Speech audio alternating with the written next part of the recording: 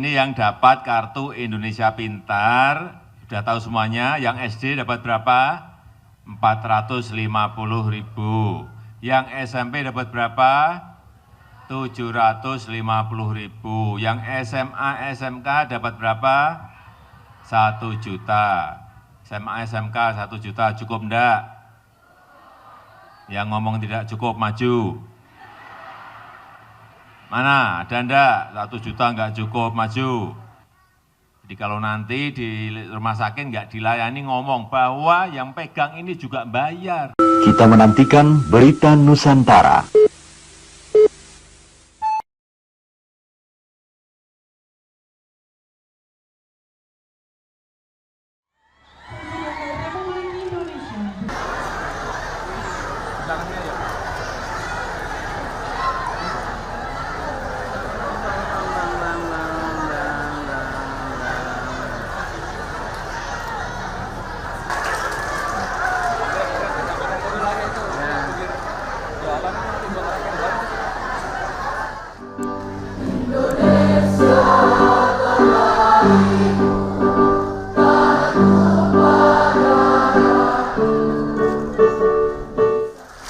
Dan Saudari Cika Nurfidia dari SMK Negeri Desa Kersik-Putih. Ibu Asriliani, Desa Gunung Tinggi. Dari Kecamatan Batu Licin. Selanjutnya kami mengundang kembali Syah dari Desa Gunung Tinggi. Ya, ini yang dapat kartu Indonesia Pintar, sudah tahu semuanya. Yang SD dapat berapa? 450.000. Yang SMP dapat berapa? 750.000. Yang SMA, SMK dapat berapa? 1 juta. SMA, SMK 1 juta cukup enggak? Yang ngomong tidak cukup, maju. Mana, ada enggak? 1 juta enggak cukup, maju. Enggak ada kan? Nah, berarti cukup. Patut kita syukuri, alhamdulillah. Ya, kita ingin anak-anak kita pintar semuanya, pandai semuanya, cerdas semuanya, agar apa? Persaingan nanti entah 20 tahun yang akan datang, 30 tahun yang akan datang, 40 tahun yang akan datang, semakin sulit, semakin sukar, semakin sengit antar negara. Oleh sebab itu anak-anak kita harus disiapkan sekolahnya, disiapkan pendidikannya. Kalau yang sudah berhenti, misalnya dia hanya sampai SMP, terus ambil kartu Indonesia Pintar, teruskan lagi. Harus, anak-anak kita harus sekolah dalam rangka, sekali lagi, agar negara kita, Indonesia ini bisa bersaing dengan negara yang lain. Kemudian kartu Indonesia Sehat. Ini juga sama, kita ingin bangsa kita ini sehat semuanya. Nggak ada yang sakit-sakitan. Tapi kalau pas sakit, nah, sekarang yang namanya biaya rumah sakit juga mahal. Saya kira Bapak Ibu semuanya tahu. Oleh sebab itu, kenapa ada ini, kartu Indonesia Sehat seperti ini. Agar kalau pas kita diberi cobaan sakit, ini pakai ini, kalau yang sakit batuk-batuk ke puskesmas saja, jangan langsung masuk rumah sakit, hanya batuk saja ke rumah sakit. Kalau sudah sakitnya dicek puskesmas, sakitnya kok paru-paru, ini berat. Dirujuk ke rumah sakit, baru di sana dirawat. Dan dengan ini tidak dipungut biaya, tapi dipungut. Hanya yang bayar pemerintah, ini supaya tahu. Jadi kalau nanti di rumah sakit nggak dilayani, ngomong bahwa yang pegang ini juga bayar. Hanya yang bayar pemerintah, supaya tahu semuanya. Jangan sampai di rumah sakit tidak dilayani, awas. Rumah sakitnya yang awas, atau dokternya yang awas. Kemudian yang terakhir, yang pemberian makanan tambahan. Kenapa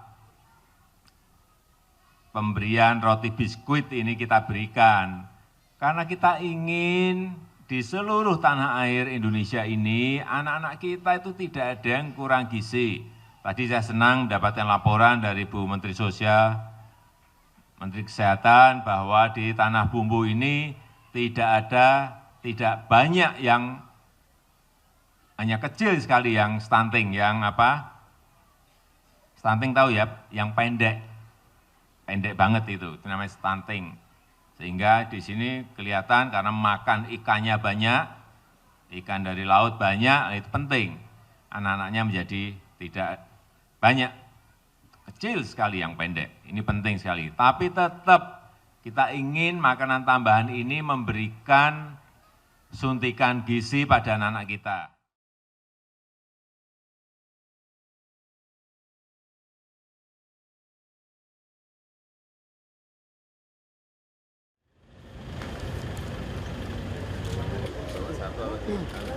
Boleh. Satu ya.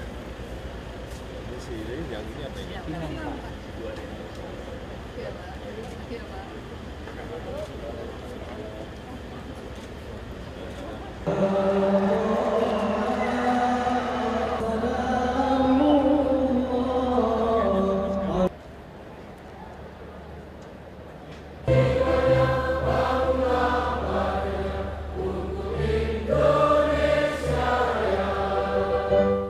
Presiden Republik Indonesia menimbang dan seterusnya, mengingat dan seterusnya, memutuskan, menetapkan dan seterusnya.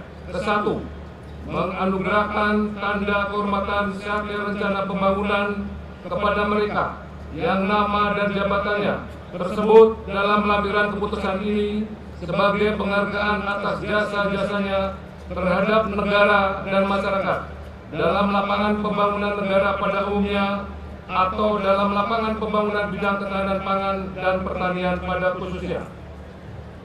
Kedua, dan seterusnya, ditetapkan di Jakarta pada tanggal 28 April 2017. Presiden Republik Indonesia Joko Widodo.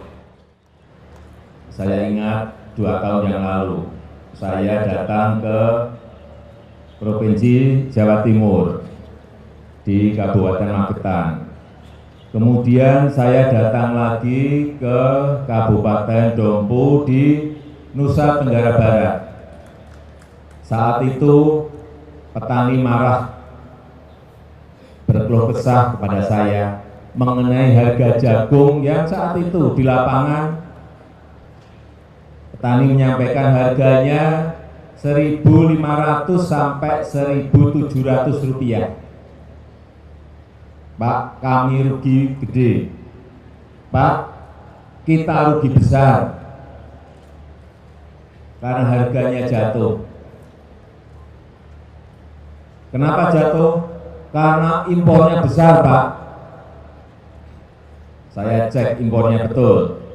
Impor jagung saat itu 3,6 juta ton.